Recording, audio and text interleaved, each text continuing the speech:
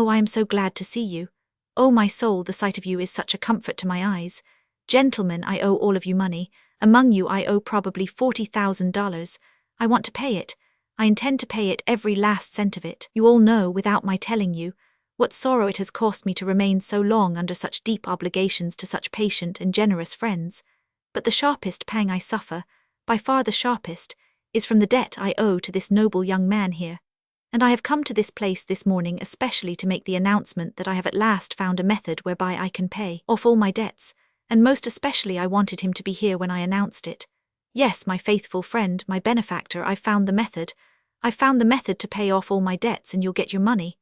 Hope dawned in Yates's eye. Then Stephen, beaming benignantly and placing his hand upon Yates's head, added, "I am going to pay them off in alphabetical order." Then he turned and disappeared. The full significance of Stephen's method did not dawn upon the perplexed and musing crowd for some 2 minutes, and then Yates murmured with a sigh, "Well, the wise stand a gaudy chance. He won't get any further than the 100s in this world, and I reckon that after a good deal of eternity has wasted away in the next one, I'll still be referred to up there as that poor ragged pilot that came here from St. Louis in the early days." Chapter 18. I take a few extra lessons. During the 2 or 2.5 years of my apprenticeship, I served under many pilots, and had experience of many kinds of steamboatmen and many varieties of steamboats. For it was not always convenient for Mr. Bixby to have me with him, and in such cases he sent me with somebody else. I am to this day profiting somewhat by that experience, for in that brief, sharp schooling, I got personally and familiarly acquainted with about all the different types of human nature that are to be found in fiction, biography, or history. The fact is daily borne in upon me that the average shore employment requires as much as 40 years to equip a man with this sort of an education. When I say I am still profiting by this thing, I do not mean that it has constituted me a judge of men. No, it has not done that. For judges of men are born, not made. My profit is various in kind and degree, but the feature of it which I value most is the zest which that early experience has given to my later reading. When I find a well-drawn character in fiction or biography, I generally take a warm personal interest in him, for the reason that I have known him before, met him on the river. The figure that comes before me oftenest, out of the shadows of that vanished time, is that of Brown of the steamer Pennsylvania, the man referred to in a former chapter, whose memory was so good and tiresome. He was a middle-aged, long, slim, bony, smooth-shaven, horse-faced, ignorant, stingy, malicious, snarling, fault-hunting, mote-magnifying tyrant. I early got the habit of coming on watch with dread at my heart.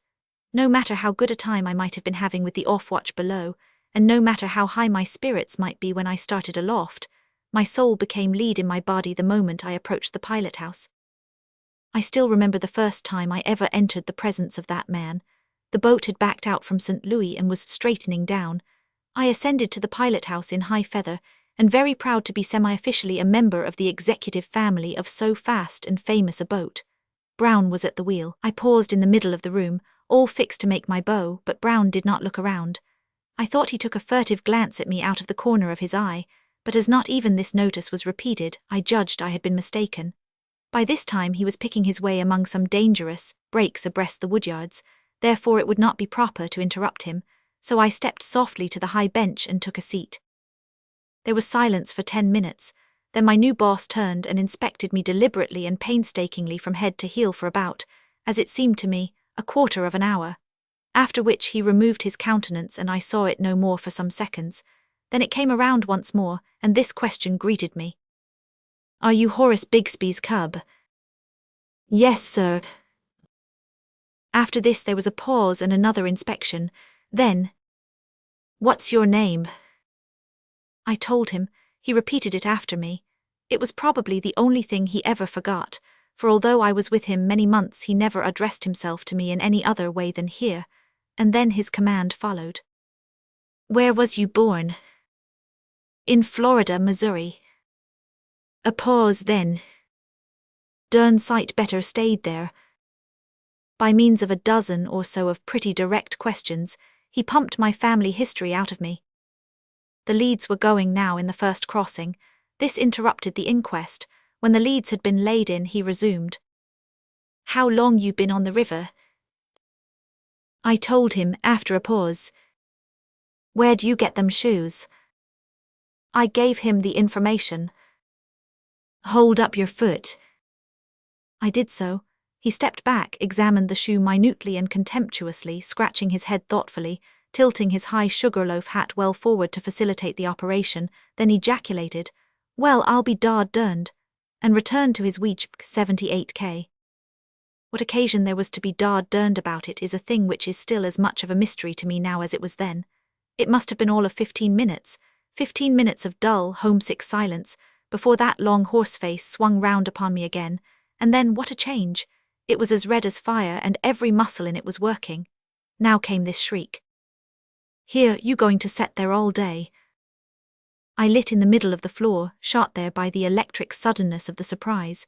As soon as I could get my voice I said apologetically, "I have had no orders, sir." "You've had no orders? My, what a fine bird we are, we must have orders. Our father was a gentleman, owned slaves, and we've been to school. Yes, we are a gentleman too and got to have orders. Orders is it? Orders is what you want. Durned my skin, I'll learn you to swell yourself up and blow around here about your durned orders. G-way from the wheel." I had approached it without knowing it. I moved back a step or two, and stood as in a dream, all my senses stupefied by this frantic assault.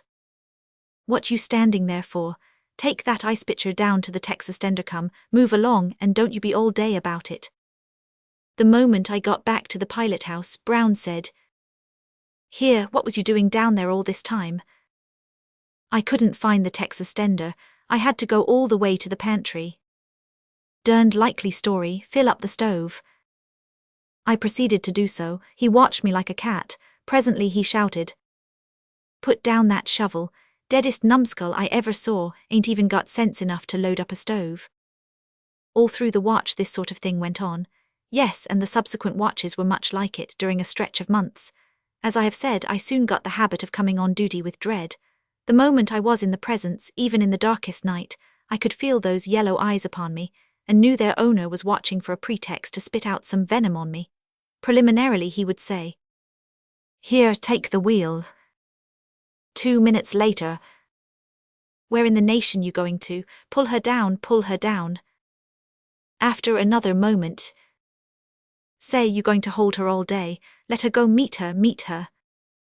Then he would jump from the bench, snatch the wheel from me and meet her himself, pouring out wrath upon me all the time. George Ritchie was the other pilot's cub. He was having good times now, for his boss, George Ealer, was as kind-hearted as Brown wasn't. Ritchie had stealed for Brown the season before, consequently he knew exactly how to entertain himself and plague me, all by the one operation. Whenever I took the wheel for a moment on Ealer's watch, Ritchie would sit back on the bench and play Brown with continual ejaculations of "Snatch her, durnedest mudcat I ever saw. Here, where you going now, going to run over that snag? Pull her down, don't you hear me, pull her down. There she goes, just as I expected. I told you not to cramp that reef. G-way from the wheel." So I always had a rough time of it, no matter whose watch it was. And sometimes it seemed to me that Ritchie's good-natured badgering was pretty nearly as aggravating as Brown's dead earnest nagging. I often wanted to kill Brown, but this would not answer. A cub had to take everything his boss gave, in the way of vigorous comment and criticism, and we all believed that there was a United States law making it a penitentiary offense to strike or threaten a pilot who was on duty. However I could imagine myself killing Brown, there was no law against that, and that was the thing I used always to do the moment I was abed. Instead of going over my river in my mind as was my duty, I threw business aside for pleasure and killed Brown. I killed Brown every night for months, not in old, stale, commonplace ways, but in new and picturesque ones. Ways that were sometimes surprising for freshness of design and ghastliness of situation and environment. Brown was always watching for a pretext to find fault, and if he could find no plausible pretext, he would invent one. He would scold you for shaving ashore and for not shaving it, for hugging a bar and for not hugging it, for pulling down when not invited, and for not pulling down when not invited, for firing up without orders and for waiting for orders. In a word, it was his invariable rule to find fault with everything you did, and another invariable rule of his was to throw all his remarks to you into the form of an insult. One day we were approaching New Madrid, bound down and heavily laden. Brown was at one side of the wheel steering, I was at the other standing by to pull down or shove up. He cast a furtive glance at me every now and then. I had long ago learned what that meant, viz., he was trying to invent a trap for me. I wondered what shape it was going to take. By and by he stepped back from the wheel and said in his usual snarly way, "Here, see if you've got gumption enough to round her to." This was simply bound to be a success. Nothing could prevent it, for he had never allowed me to round the boat to before. Consequently, no matter how I might do the thing, he could find free fault with it. He stood back there with his greedy eye on me, and the result was what might have been foreseen. I lost my head in a quarter of a minute, and didn't know what I was about. I started too early to bring the boat around, but detected a green gleam of joy in Brown's eye, and corrected my mistake. I started around once more while too high up, but corrected myself again in time. I made other false moves and still managed to save myself. But at last I grew so confused and anxious that I tumbled into the very worst blunder of all. I got too far down before beginning to fetch the boat around. Brown's chance was come. His face turned red with passion.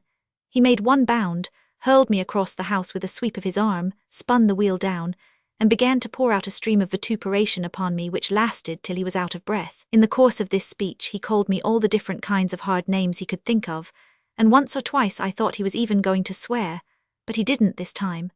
"Dardern" was the nearest he ventured to the luxury of swearing, for he had been brought up with a wholesome respect for future fire and brimstone. That was an uncomfortable hour, for there was a big audience on the hurricane deck. When I went to bed that night, I killed Brown in 17 different ways, all of them new. Chapter 19. Brown and I exchange compliments. 2 trips later I got into serious trouble.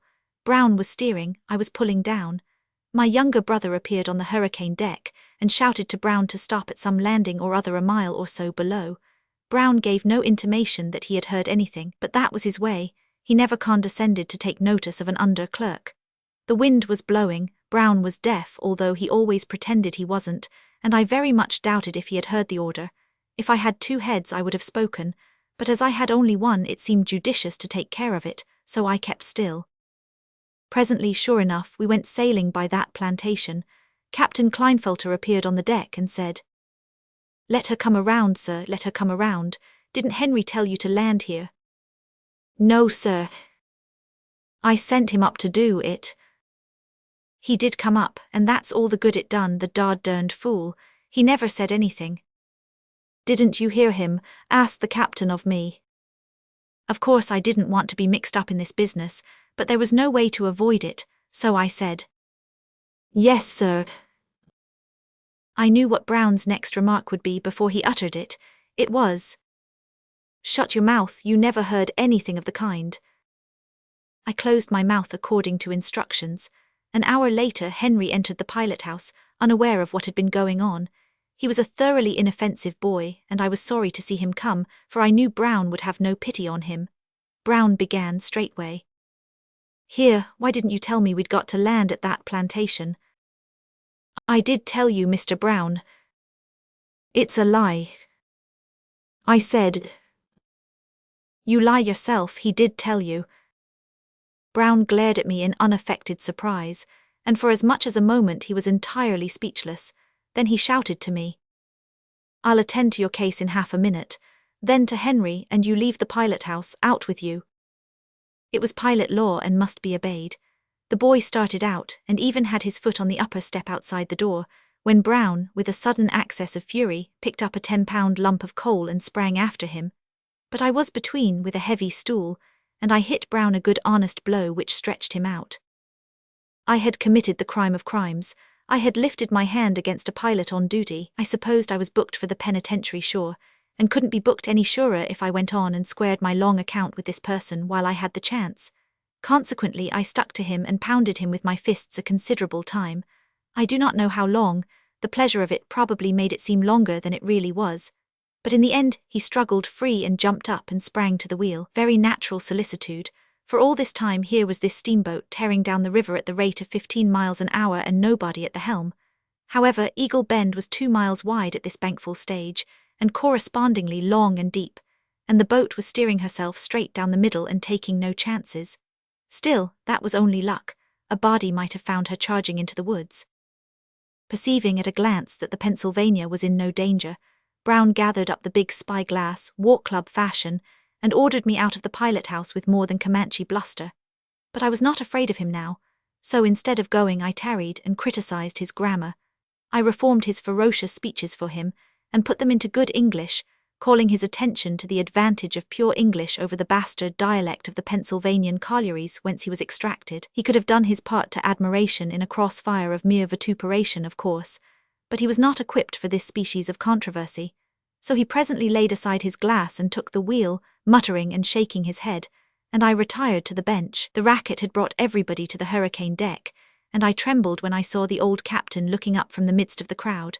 I said to myself, now I am done for although, as a rule, he was so fatherly and indulgent toward the boat's family, and so patient of minor shortcomings, he could be stern enough when the fault was worth it.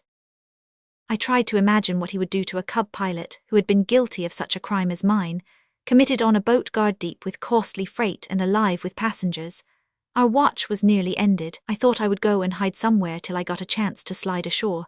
So I slipped out of the pilot house and down the steps and around to the Texas door, and was in the act of gliding within when the captain confronted me. I dropped my head, and he stood over me in silence a moment or two, then said impressively, "Follow me." I dropped into his wake. He led the way to his parlor in the forward end of the Texas. We were alone now. He closed the after door, then moved slowly to the forward one and closed that. He sat down. I stood before him. He looked at me some little time, then said, "So you have been fighting Mr. Brown?" I answered meekly, "Yes, sir." "Do you know that that is a very serious matter?"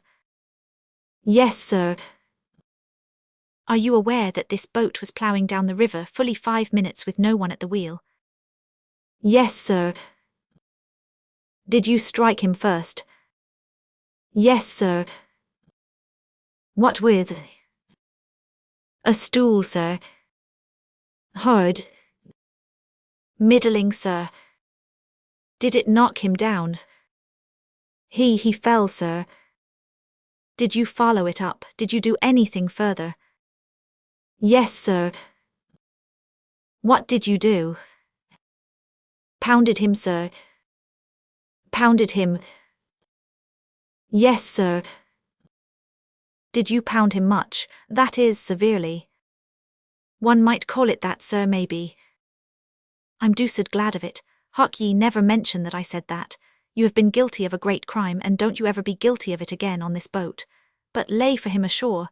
Give him a good sound thrashing, do you hear? I'll pay the expenses. Now go, and mind you, not a word of this to anybody. Clear out with you. You've been guilty of a great crime, you whelp."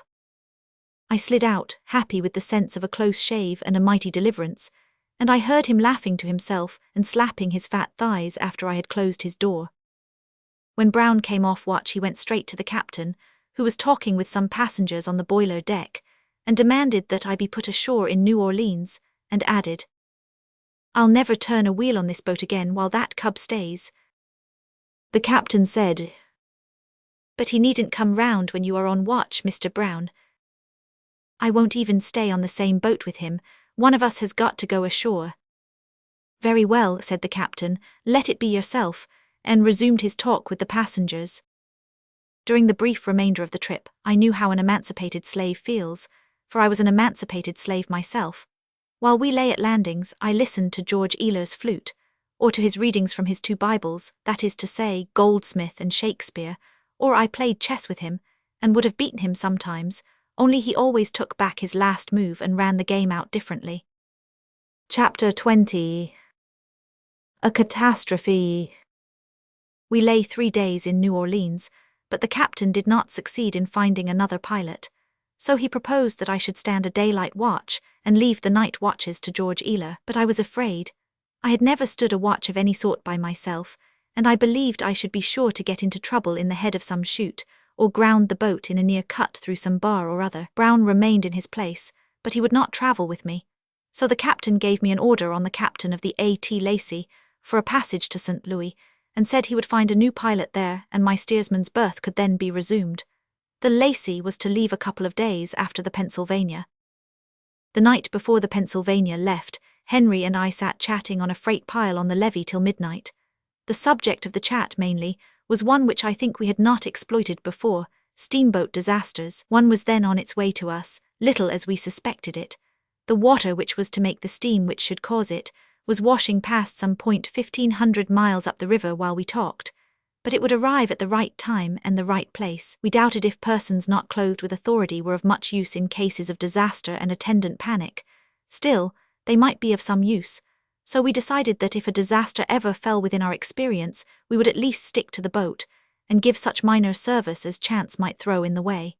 Henry remembered this afterward when the disaster came and acted accordingly. The Lacey started up the river 2 days behind the Pennsylvania. We touched at Greenville, Mississippi, a couple of days out, and somebody shouted, "The Pennsylvania is blown up at Ship Island and 150 lives lost." At Napoleon, Arkansas, the same evening, we got an extra, issued by a Memphis paper which gave some particulars. It mentioned my brother and said he was not hurt. Further up the river we got a later extra. My brother was again mentioned, but this time as being hurt beyond help. We did not get full details of the catastrophe until we reached Memphis. This is the sorrowful story. It was 6 o'clock on a hot summer morning. The Pennsylvania was creeping along north of Ship Island, about 60 miles below Memphis, on a half-head of steam, towing a wood flat which was fast being emptied. George Ealer was in the pilot house alone, I think. The second engineer and a striker had the watch in the engine room. The second mate had the watch on deck. George Black, Mr. Wood, and my brother clerks were asleep, as were also Brown and the head engineer, the carpenter, the chief mate, and one striker. Captain Kleinfelter was in the barber's chair, and the barber was preparing to shave him. There were a good many cabin passengers aboard, and 300 or 400 deck passengers, so it was said at the time, and not very many of them were astir. The wood being nearly all out of the flat now, Ealer rang to come ahead full steam, and the next moment 4 of the 8 boilers exploded with a thunderous crash, and the whole forward third of the boat was hoisted toward the sky. The main part of the mass with the chimneys dropped upon the boat again, a mountain of riddled and chaotic rubbish, and then, after a little, fire broke out. Many people were flung to considerable distances and fell in the river. Among these were Mr. Wood and my brother, and the carpenter. The carpenter was still stretched upon his mattress when he struck the water 75 feet from the boat. Brown, the pilot, and George Black, chief clerk, were never seen or heard of after the explosion. The barber's chair, with Captain Kleinfelter in it and unhurt, was left with its back overhanging vacancy. Everything forward of it, floor and all, had disappeared, and the stupefied barber, who was also unhurt, stood with one toe projecting over space, still stirring his lather unconsciously, and saying not a word. When George Ealer saw the chimneys plunging aloft in front of him, he knew what the matter was, so he muffled his face in the lapels of his coat, and pressed both hands there tightly to keep this protection in its place, so that no steam could get to his nose or mouth. He had ample time to attend to these details while he was going up and returning. He presently landed on top of the unexploded boilers, 40 feet below the former pilot house, accompanied by his wheel and a rain of other stuff, and enveloped in a cloud of scalding steam. All of the many who breathed that steam died, none escaped, but Ealer breathed none of it. He made his way to the free air as quickly as he could, and when the steam cleared away he returned and climbed up on the boilers again, and patiently hunted out each and every one of his chessmen and the several joints of his flute. By this time the fire was beginning to threaten. Shrieks and groans filled the air. A great many persons had been scalded, a great many crippled. The explosion had driven an iron crowbar through one man's body. I think they said he was a priest. He did not die at once, and his sufferings were very dreadful. A young French naval cadet of 15, son of a French admiral, was fearfully scalded, but bore his tortures manfully. Both mates were badly scalded, but they stood to their posts nevertheless. They drew the woodboat aft, and they and the captain fought back the frantic herd of frightened immigrants till the wounded could be brought there and placed in safety first. When Mr. Wood and Henry fell in the water, they struck out for shore, which was only a few hundred yards away. But Henry presently said he believed he was not hurt, what an unaccountable error, and therefore would swim back to the boat and help save the wounded. So they parted, and Henry returned. By this time the fire was making fierce headway, and several persons who were imprisoned under the ruins were begging piteously for help. All efforts to conquer the fire proved fruitless, so the buckets were presently thrown aside, and the officers fell to with axes and tried to cut the prisoners out. A striker was one of the captives. He said he was not injured but could not free himself, and when he saw that the fire was likely to drive away the workers, he begged that someone would shoot him and thus save him from the more dreadful death.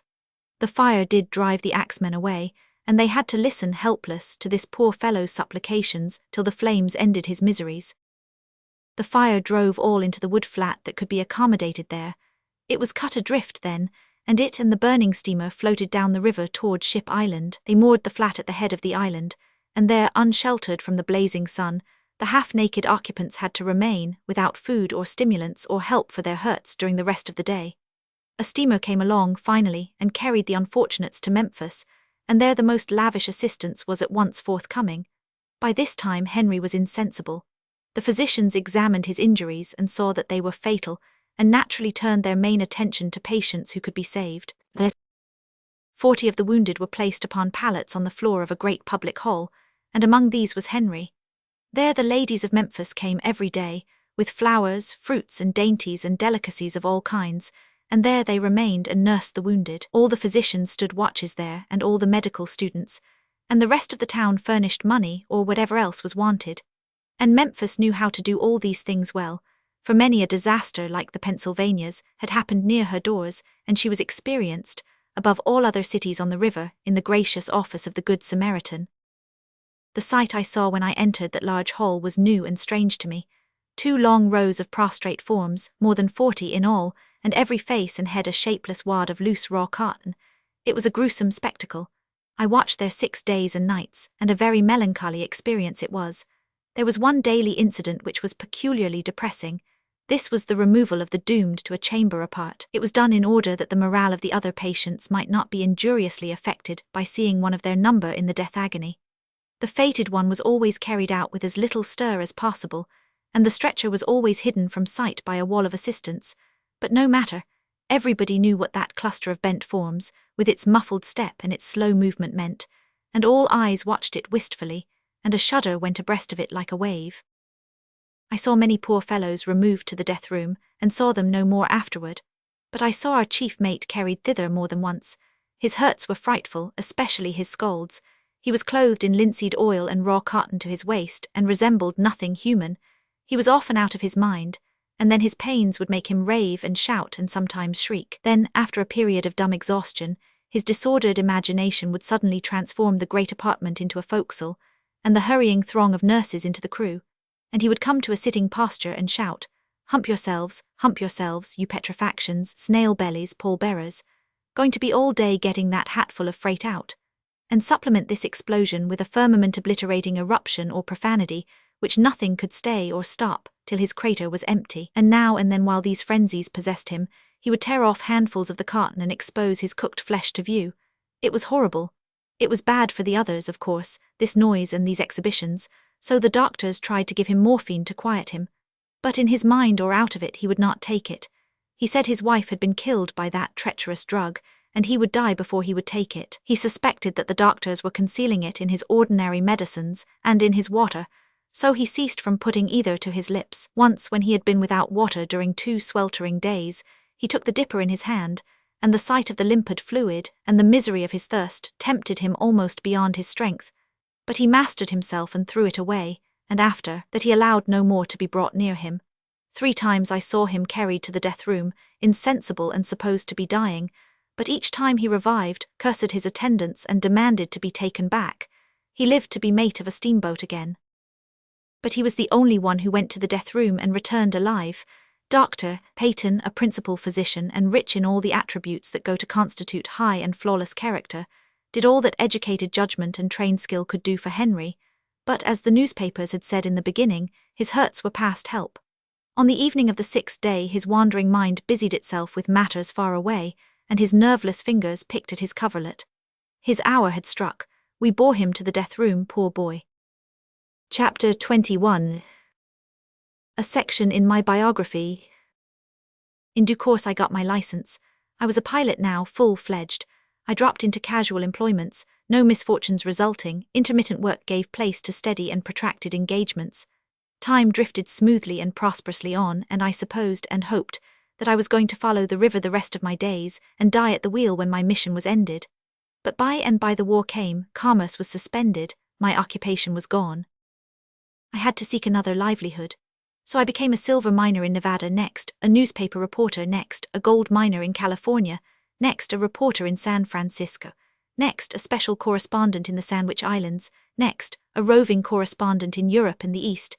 Next, an instructional torchbearer on the lecture platform. And finally, I became a scribbler of books and an immovable fixture among the other rocks of New England.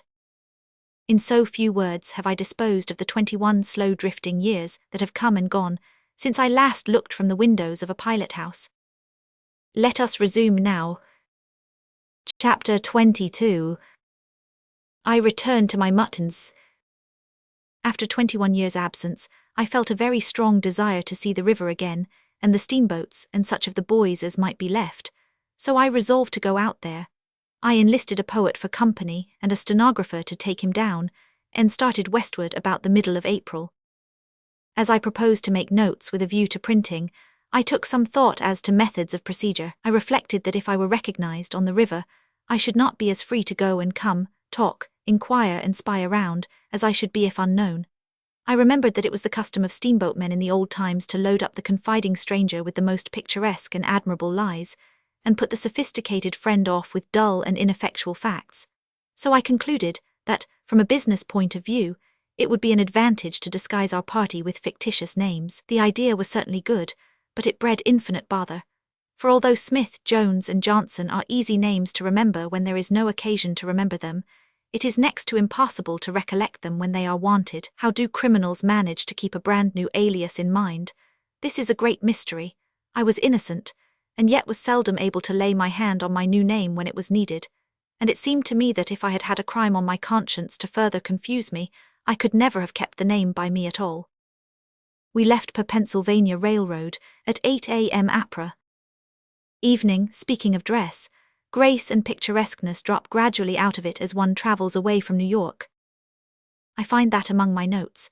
It makes no difference which direction you take, the fact remains the same. Whether you move north, south, east, or west, no matter. You can get up in the morning and guess how far you have come by noting what degree of grace and picturesqueness is by that time lacking in the costumes of the new passengers. I do not mean of the women alone, but of both sexes. It may be that carriage is at the bottom of this thing, and I think it is, for there are plenty of ladies and gentlemen in the provincial cities whose garments are all made by the best tailors and dressmakers of New York. Yet this has no perceptible effect upon the grand fact. The educated eye never mistakes those people for New Yorkers. No, there is a godless grace, and snap, and style about a born and bred New Yorker which mere clothing cannot affect. APRA this morning struck into the region of full goatees, sometimes accompanied by a mustache, but only occasionally. It was odd to come upon this thick crop of an obsolete and uncomely fashion. It was like running suddenly across a forgotten acquaintance whom you had supposed dead for a generation. The goatee extends over a wide extent of country, and is accompanied by an ironclad belief in Adam and the biblical history of creation, which has not suffered from the assaults of the scientists. Afternoon. At the railway stations the loafers carry both hands in their breeches pockets. It was observable heretofore that one hand was sometimes out of doors. Here never. This is an important fact in geography. If the loafers determined the character of a country, it would be still more important, of course. Heretofore, all along, the station loafer has been often observed to scratch one shin with the other foot. Here these remains of activity are wanting. This has an ominous look. By and by we entered the tobacco-chewing region. 50 years ago the tobacco-chewing region covered the Union. It is greatly restricted now. Next boots began to appear, not in strong force however. Later, away down the Mississippi, they became the rule. They disappeared from other sections of the Union with the mud. No doubt they will disappear from the river villages also when proper pavements come in. We reached St. Louis at 10 o'clock at night. At the counter of the hotel I tendered a hurriedly invented fictitious name, with a miserable attempt at careless ease. The clerk paused, and inspected me in the compassionate way in which one inspects a respectable person who is found in doubtful circumstances. Then he said, "It's all right, I know what sort of a room you want. Used to clerk at the St. James in New York." An unpromising beginning for a fraudulent career. We started to the supper room and met two other men whom I had known elsewhere. How odd and unfair it is. Wicked impostors go around lecturing under my nom de guerre, and nobody suspects them. But when an honest man attempts an imposture, he is exposed at once. One thing seemed plain. We must start down the river the next day if people who could not be deceived were going to crop up at this rate. an unpalatable disappointment, for we had hoped to have a week in St. Louis. The Southern was a good hotel, and we could have had a comfortable time there. It is large and well conducted, and its decorations do not make one cry, as do those of the vast Palmer House in Chicago. True, the billiard tables were of the old Silurian period, and the cues and bowls of the post-Pliocene, but there was refreshment in this, not discomfort, for there is rest and healing in the contemplation of antiquities. The most notable absence observable in the billiard room was the absence of the river man. If he was there, he had taken in his sign, he was in disguise. I saw there none of the swell airs and graces, and ostentatious displays of money and pompous squanderings of it, which used to distinguish the steamboat crowd from the dry land crowd in the bygone days, in the thronged billiard rooms of St. Louis. In those times the principal saloons were always populous with river men. Given 50 players present, 30 or 35 were likely to be from the river. But I suspected that the ranks were thin now, and the steamboatmen no longer an aristocracy. Why, in my time they used to call the barkeep Bill or Joe or Tom and slap him on the shoulder. I watched for that, but none of these people did it. Manifestly a glory that once was had dissolved and vanished away in these 21 years. When I went up to my room, I found there the young man called Rogers crying. Rogers was not his name, neither was Jones, Brown, Dexter, Ferguson, Bascom, nor Thompson, but he answered to either of these that a body found handy in an emergency, or to any other name, in fact, if he perceived that you meant him. He said, "What is a person to do here when he wants a drink of water? Drink this slush." "Can't you drink it?" "I could if I had some other water to wash it with." Here was a thing which had not changed. A score of years had not affected this water's mulatto complexion in the least. A score of centuries would succeed no better, perhaps. It comes out of the turbulent, bank-caving Missouri, and every tumblerful of it holds nearly an acre of land in solution. I got this fact from the bishop of the diocese. If you will let your glass stand half an hour, you can separate the land from the water as easy as Genesis, and then you will find them both good, the one good to eat, the other good to drink. The land is very nourishing, the water is thoroughly wholesome. The one appeases hunger, the other thirst, but the natives do not take them separately but together as nature mixed them. When they find an inch of mud in the bottom of a glass, they stir it up, and then take the draught as they would gruel. It is difficult for a stranger to get used to this batter, but once used to it he will prefer it to water. This is really the case. It is good for steamboating and good to drink, but it is worthless for all other purposes except baptizing. Next morning we drove around town in the rain. The city seemed but little changed. It was greatly changed, but it did not seem so, because in St. Louis, as in London and Pittsburgh, you can't persuade a new thing to look new. The coal smoke turns it into an antiquity the moment you take your hand off it. The place had just about doubled its size since I was a resident of it, and was now become a city of 400,000 inhabitants. Still, in the solid business parts, it looked about as it had looked formerly. Yet I am sure there is not as much smoke in St. Louis now as there used to be. The smoke used to bank itself in a dense billowy black canopy over the town and hide the sky from view. This shelter is very much thinner now. Still, there is a sufficiency of smoke there, I think. I heard no complaint. However, on the outskirts changes were apparent enough, notably in dwelling-house architecture. The fine new homes are noble and beautiful and modern. They stand by themselves, too, with green lawns around them, whereas the dwellings of a former day are packed together in blocks, and are all of one pattern with windows all alike, set in an arched framework of twisted stone, a sort of house which was handsome enough when it was rarer. There was another change, the forest park. This was new to me. It is beautiful and very extensive and has the excellent merit of having been made mainly by nature. There are other parks, and fine ones, notably Tower Grove and the Botanical Gardens, for St. Louis interested herself in such improvements at an earlier day than did the most of our cities. The first time I ever saw St. Louis, I could have bought it for $6 million, and it was the mistake of my life that I did not do it. It was bitter now to look abroad over this domed and steepled metropolis, this solid expanse of bricks and mortar stretching away on every hand into dim, measure-defying distances, and remember that I had allowed that opportunity to go by. Why I should have allowed it to go by seems, of course, foolish and inexplicable today at a first glance, yet there were reasons at the time to justify this course. A Scotchman, Hun, Charles Augustus Murray, writing some 45 or 50 years ago, said, "The streets are narrow, ill-paved and ill-lighted." Those streets are narrow still, of course. Many of them are ill-paved yet, but the reproach of ill lighting cannot be repeated now. The Catholic New Church was the only notable building then, and Mr. Murray was confidently called upon to admire it, with its species of Grecian portico, surmounted by a kind of steeple, much too diminutive in its proportions, and surmounted by sundry ornaments which the unimaginative Scotchman found himself quite unable to describe, and therefore was grateful when a German tourist helped him out with the exclamation by, "They look exactly like bedposts." St. Louis is well equipped with stately and noble public buildings now, and the little church which the people used to be so proud of lost its importance a long time ago. Still, this would not surprise Mr. Murray if he could come back, for he prophesied the coming greatness of St. Louis with strong confidence. The further we drove in our inspection tour, the more sensibly I realized how the city had grown since I had seen it last. Changes in detail became steadily more apparent and frequent than at first, too, changes uniformly evidencing progress, energy, prosperity. But the change of changes was on the levee. This time a departure from the rule, half a dozen sound asleep steamboats where I used to see a solid mile of wide-awake ones. This was melancholy, this was woeful. The absence of the pervading and jocund steamboatman from the billiard saloon was explained. He was absent because he is no more. His occupation is gone, his power has passed away, he is absorbed into the common herd, he grinds at the mill, a shorn Samson and inconspicuous.